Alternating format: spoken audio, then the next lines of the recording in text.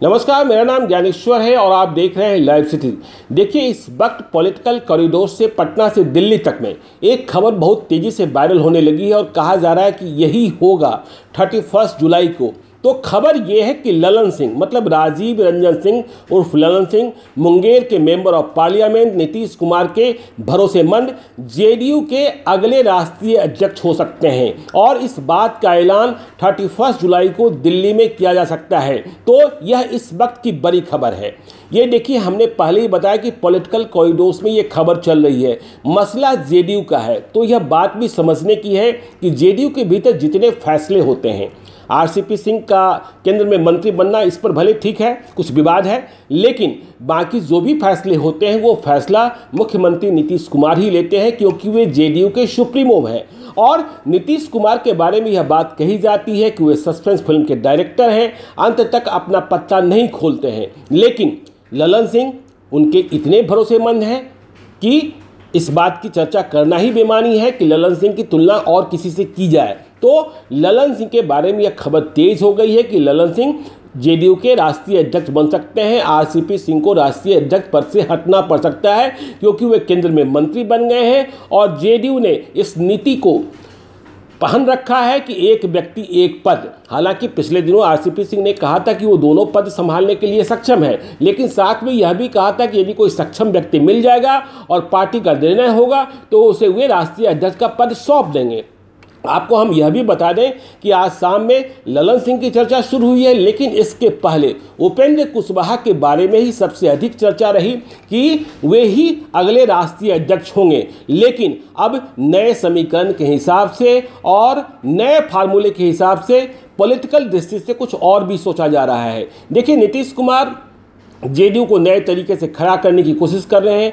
अब वे इस बात में या इस प्रचार में नहीं फंसना चाहते हैं कि जेडीयू का मतलब नालंदा है, जेडीयू का मतलब सिर्फ लब और कुश है। देखिए, उपेंद्र कुशवाहा को जब जेडीयू के भीतर लाया गया, रालोसपा का विलय कराया गया, तो नीतीश कुमार ने कहा था कि उन्हें संगठन में बड़ी जिम्मेदारी दी जाएगी और बड़ी जिम्मेदारी दी भी गई। उन्हें जेडीयू के पार्लियामेंट्री बोर्ड का प्रेसिडेंट बनाया गया। तो वे इस भूमिका में हैं और बिहार में जेडीयू को मजबूत करने के लिए इधर के दिनों में वे यात्रा पर भी निकले हुए हैं। लेकिन एक बात गौर करने की है, वे यात्रा पर तो जरूर निकले हुए हैं और उनके कार्यक्रम भी हो रहे हैं, लेकिन इस बात को लेकर लोग अब भी कन्फ्यूजन में रहते हैं कि जो उनकी यात्रा है उसे पार्टी से किस रूप में अधिकृत किया गया है। आप देखिएगा, उपेंद्र कुशवाहा की किसी भी यात्रा को जेडीयू का जो ऑफिशियल पेज है सोशल मीडिया का, उस पर शेयर नहीं किया जाता है। जेडीयू के भीतर आरसीपी सिंह खुद अध्यक्ष हैं और उनके ही पाठशाला के उमेश कुशवाहा बिहार के स्टेट प्रेसिडेंट हैं।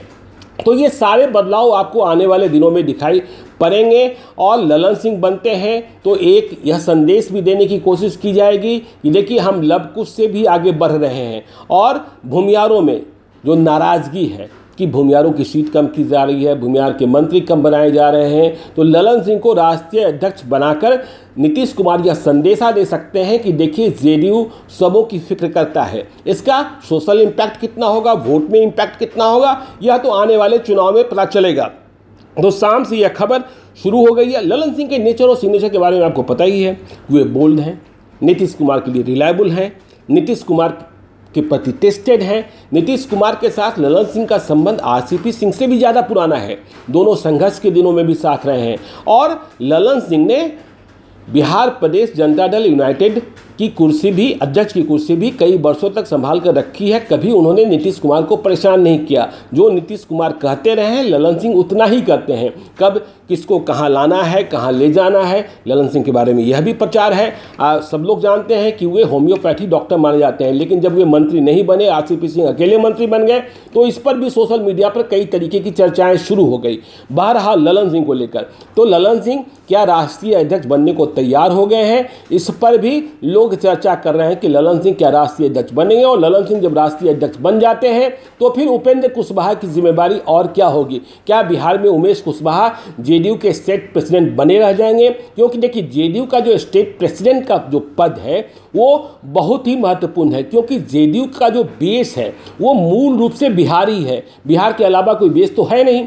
बस आप कहने को चुनाव लड़ते हैं दूसरे प्रदेशों में, तो यदि संगठन को मजबूत करना है, उमेश कुशवाहा वैसे भी आरसीपी सिंह के आदमी माने जाते हैं और आरसीपी सिंह व दूसरे नेताओं के कार्यक्रम तो जेडीयू के सोशल मीडिया के प्लेटफॉर्म पर शेयर कर दिए जाते हैं। उपेंद्र कुशवाहा का कार्यक्रम नहीं शेयर किया जाता है। इस बात को लेकर भी पार्टी के भीतर गपशप लोग करते रहते हैं कि ऐसा क्यों हो रहा है, क्योंकि उपेंद्र कुशवाहा का जो कार्यक्रम चल रहा है उसके बारे में खबरें यह रहती है कि उन कार्यक्रमों में भाग लेने के लिए एक अन्य मार्ग से निर्देशित किया गया है। बहरहाल तो ललन सिंह क्या अध्यक्ष बन पाएंगे, नहीं बन पाएंगे, ललन सिंह की तैयारी ताजपोशी होगी या उपेंद्र कुशवाहा फिर और किस भूमिका में आएंगे, उपेंद्र कुशवाहा का वजन कितना बढ़ाया जाएगा, उपेंद्र कुशवाहा जिन्हें माना जा रहा था कि राष्ट्रीय अध्यक्ष वही बनेंगे, यदि वे नहीं बनते हैं, ललन सिंह बनते हैं, तो इसका जो लव-कुश समीकरण का इफेक्ट है वो कैसे दिखाई पड़ेगा, उपेंद्र कुशवाहा इसे किस रूप में लेंगे, यह सब देखने की बात होगी। तो इन खबरों पर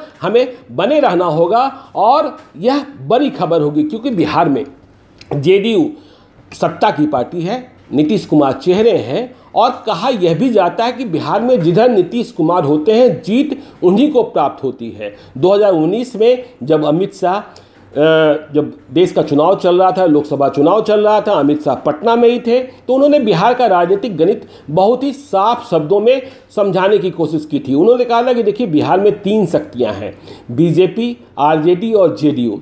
तो जिधर नीतीश कुमार हो जाते हैं या फिर जिधर 2 शक्तियां मिल जाती है उसे जीत मिल जाती है और जो अकेला रह जाता है उसे हार मिल जाती है। वे कांग्रेस को और बाकी पार्टियों को बहुत ज़्यादा भाव नहीं देते हैं अमित शाह। तो नीतीश कुमार की पार्टी और नीतीश कुमार का चेहरा बिहार में मायने रखता है। ऐसे में जेडीयू का नेशनल प्रेसिडेंट कौन होगा, इसके मायने क्या निकाले जाएंगे। ललन सिंह यदि बनते हैं, ललन सिंह को सब पता है, बिहार के बारे में सब पता है, केंद्र की राजनीति के बारे में सब पता है और आरसीपी सिंह को भी उनके नाम पर कोई ऐतराज नहीं होगा, यह भी लोगों को पता है। आरसीपी सिंह और ललन सिंह के संबंध भी बहुत गहरे रहे हैं। अभी आपने देखा ही होगा कि जब आरसीपी सिंह केंद्र में मंत्री बने और पहली बार मीडिया से मुखातिब हुए तो लोगों ने ललन सिंह को लेकर सवाल पूछा तो उन्होंने बहुत ही डिप्लोमेटिक जवाब दिया, क्या हम और ललन सिंह अलग हैं, दोनों एक ही हैं। तो ललन सिंह की ताजपोशी आरसीपी सिंह के साथ भी बैलेंस बैठाती है। आरसीपी सिंह नीतीश कुमार के लिए महत्वपूर्ण रहे, नीतीश कुमार के सारे कामों को वो देखते रहे हैं। देखिए राजनीति में आने के पहले नीतीश कुमार ने ही राजनीति में लाया, इसके पहले वो आईएएस रहे, उनके प्रिंसिपल सेक्रेटरी रहे और नीतीश कुमार को बहुत अच्छे से समझते हैं। ठीक वैसे ही ललन सिंह तो जब नीतीश कुमार ने प्रदेश की राजनीति लालू यादव के खिलाफ शुरू की थी तब से बहुत ही मजबूती के साथ नीतीश कुमार के साथ रहे, चाहे वो चारा घोटाला का मुकदमा लड़ना हो, चाहे संसदीय राजनीति लोकसभा के चुनाव के बारे में फैसला करना हो या और भी किसी पार्टी से किसी को तोड़ना हो, किसी पार्टी से किसी को जोड़ना हो, इन सब कामों में उन्हें पारंगत हासिल है। तो ललन सिंह को लेकर ये खबरें शाम से ही पॉलिटिकल कॉरिडोर्स में वायरल हो रही है। सच क्या निकलता है या अंतिम समय में, देखिए 31 जुलाई को मीटिंग होनी है, पॉलिटिकल बातें जो होती हैं कब बदल जाती है किसी को पता नहीं चलता है। तो 31 जुलाई तक हमें नज़र रखनी होगी कि क्या सब चल रहा है। बहरहाल ललन सिंह का नाम सबसे ऊपर चला गया है, दूसरे नंबर पर उपेंद्र कुशवाहा का नाम है और क्या होगा हम आपको बताएंगे। आप देखते रहिए लाइव सीरीज को। यदि अब तक आपने हमारे यूट्यूब चैनल को सब्सक्राइब नहीं किया जरूर कर लीजिएगा और यदि इस वीडियो को आप फेसबुक पेज के माध्यम से देख रहे हैं तो पेज को लाइक कीजिएगा, ट्विटर पर भी हमें फॉलो कीजिए। धन्यवाद।